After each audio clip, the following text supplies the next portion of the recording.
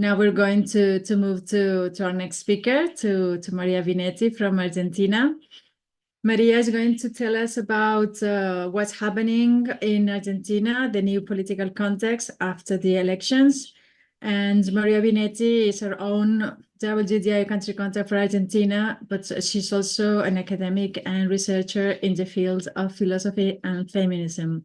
So Maria, delighted to have you here with us, and over to you.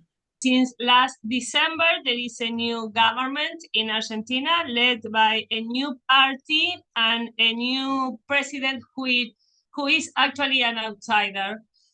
So nobody knows how things are going in the future. This represents a new context and challenges for us, for our agenda. And the good news is that the new government is on the other side of queer ideology and left populism. That is a good news for our agenda. Let's remember that Argentina is a leader in queer ideology. As you must know, I have tell you here in this platform, Argentina was the first country to allow a legal recognition of sex by self-declaration at any age, with no other requirement than a profound feelings. It was followed by Brazil and also by Ecuador and Bolivia, that before Argentina introduces the ID in their constitution. So the whole Latin American region is captured by queer ideology operated by left populism with a postmodern narrative. The narrative, as you must know, about inclusion, expansion of rights, self-determination, and consent. This sort of postmodern populism was promoted in Latin America by UN mainly, and also by Inter-American Commission, and sponsored by Open Society Foundation and other philanthropic corporations. But mainly Open Society Foundation is the financier of Latin America populism and postmodern queer agenda. 4 years ago, Argentina had the first Ministry of Genders, in plural, all genders, many genders, which was an international milestone in terms of recognition of all genders identities, including women as a gender identity, of course. The Ministry of Gender was a huge platform for the implementation of transgender ideology and policies. The entire state was captured by this agenda.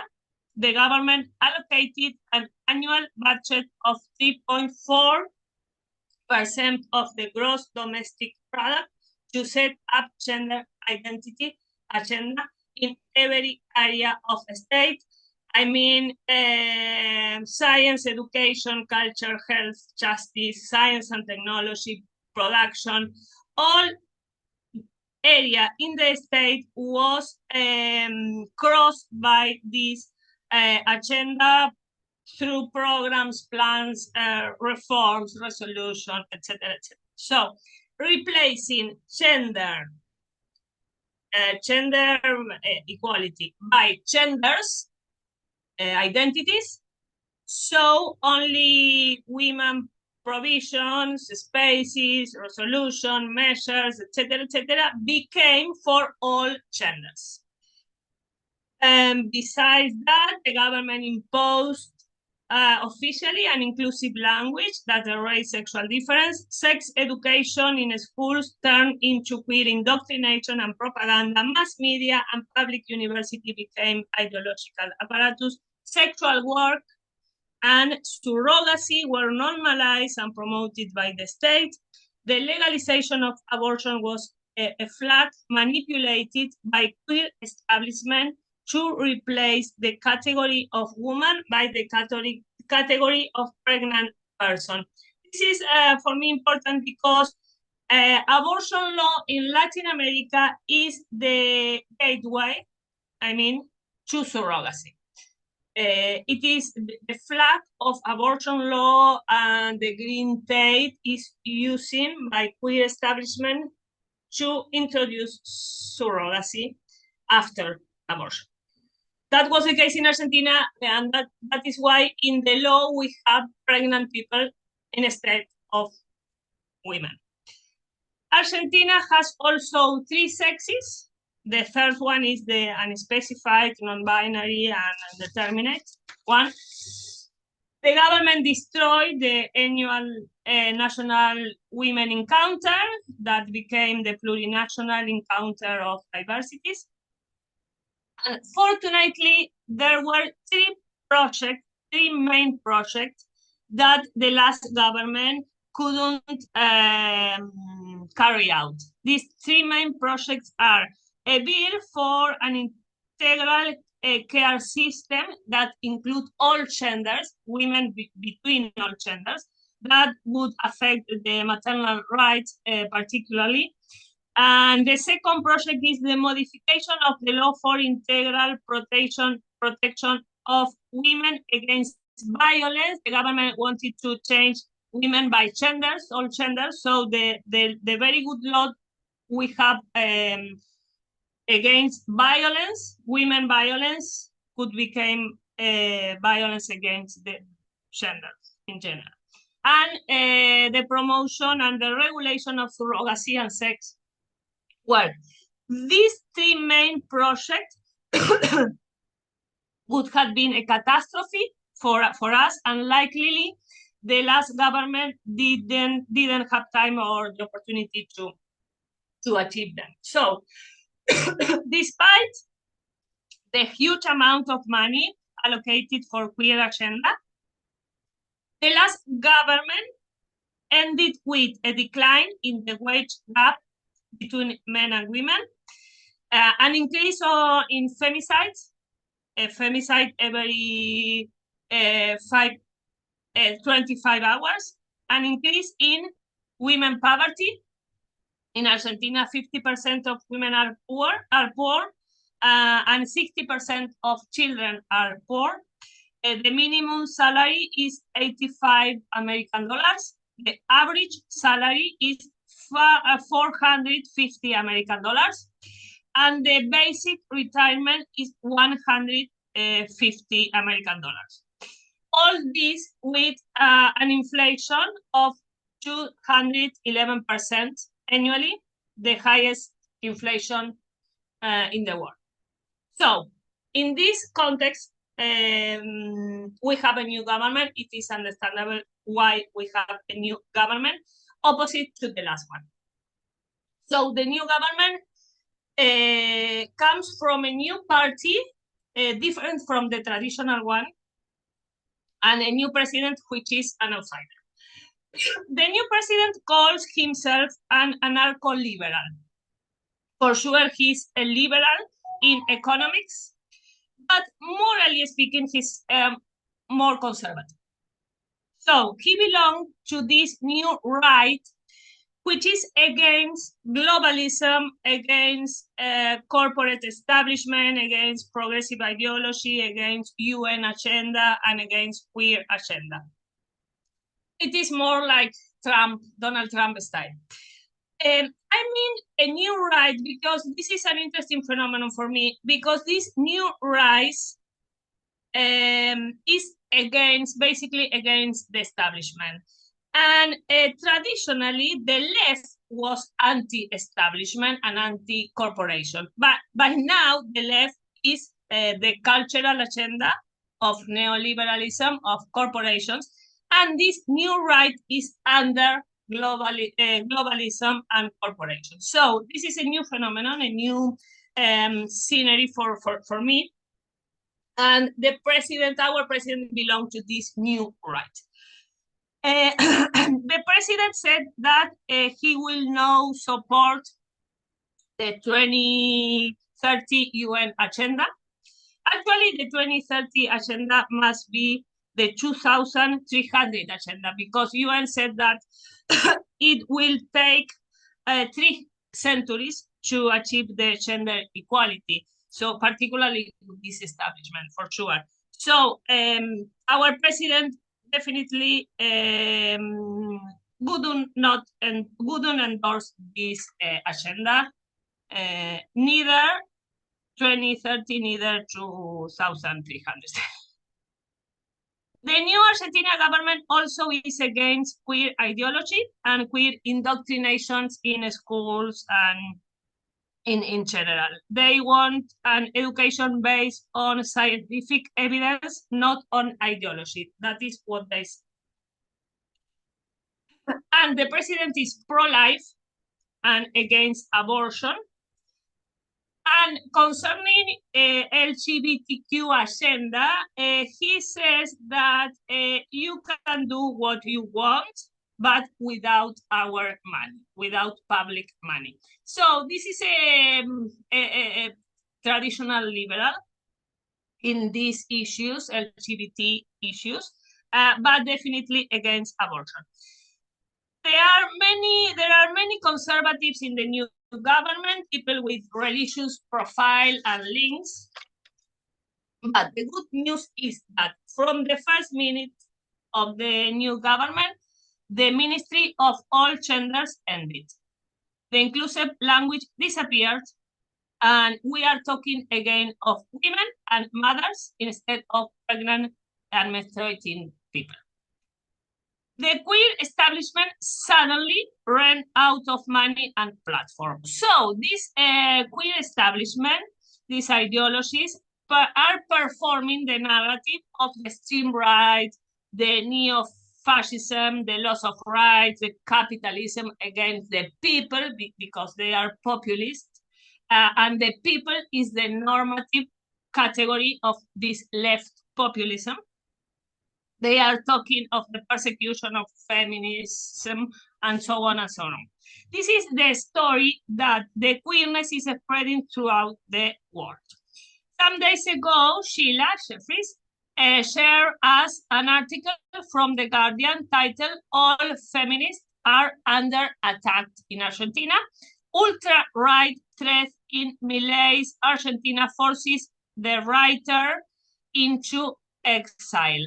This article was an interview with a journalist, Argentinian journalist, a writer called Luciana Pecker, who is a queer and trans activist. So actually, nobody attacked Pecker or any feminist. What happened is that they ran out of money and platform with the now government. So probably they are deciding to emigrate out from Argentina. The article intentionally misinforms to create the classic victim narrative of the woke agenda. A question that deserves a particular attention is the abortion and maternal care, because the president said that he's in favor of life and against abortion.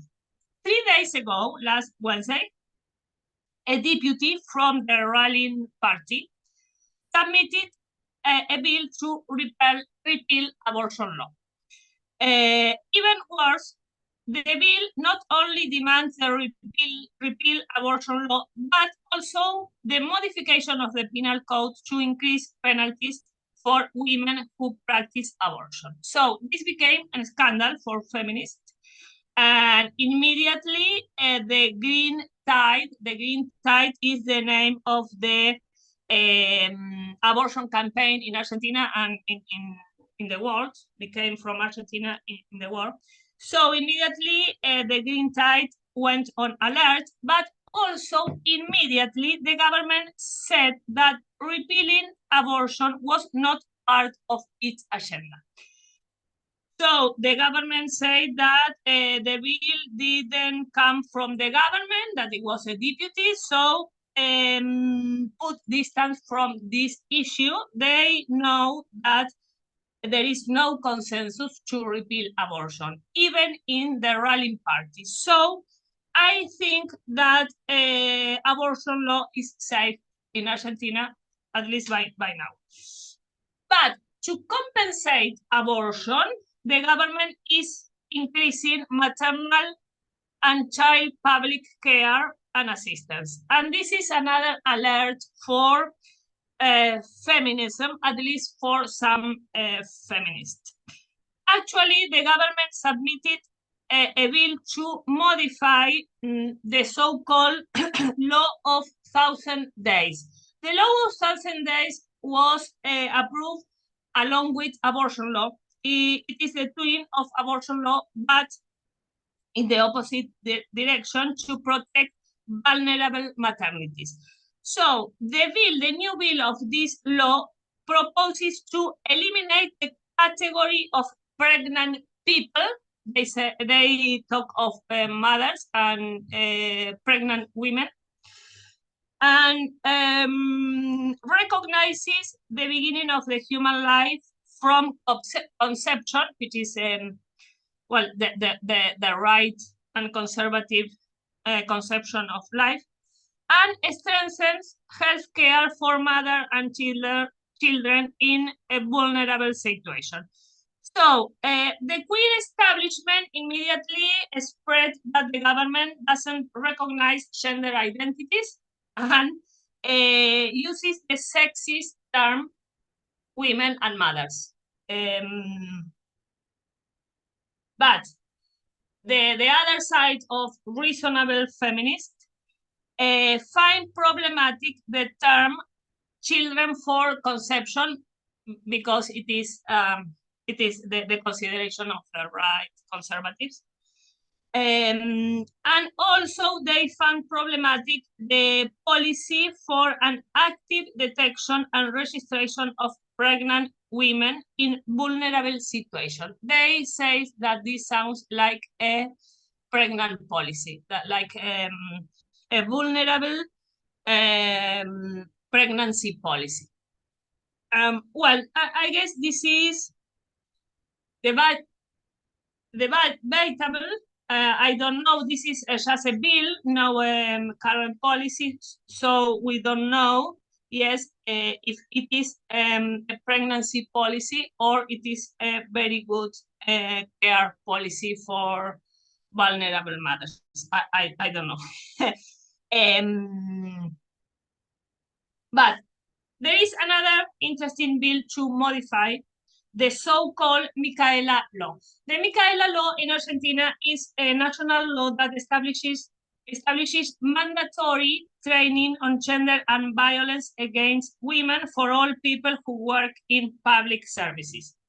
So this law was used by queer establishment to spread out genders in plural indoctrination to the public staff. This law was used for spread queer ideology everywhere. So the bill from the new government proposed no training in gender, but training on the issue of family violence and against women. So we have the change from gender and genders to family and women. Actually, the law was violence against women, so that keep the same. But you see, basically, we have not more the ideological apparatus from queer ideology. And another issue outside the government, but even in Argentina context, is the Pope call for an international ban on surrogacy, because the Pope is Argentinian, and according to some confidential conversations, he would be interested in Argentina to lead the international call for banning surrogacy. So some of us are exploring some contacts, some bridges with the Vatican and with other new government concerning the initiative for banning surrogacy. I guess that the more conservative context, like the current one in Argentina, could be favorable, particularly on surrogacy. Maybe, I don't know, could be. In conclusion, the new government is 2 months old, and it is premature to say much more about it.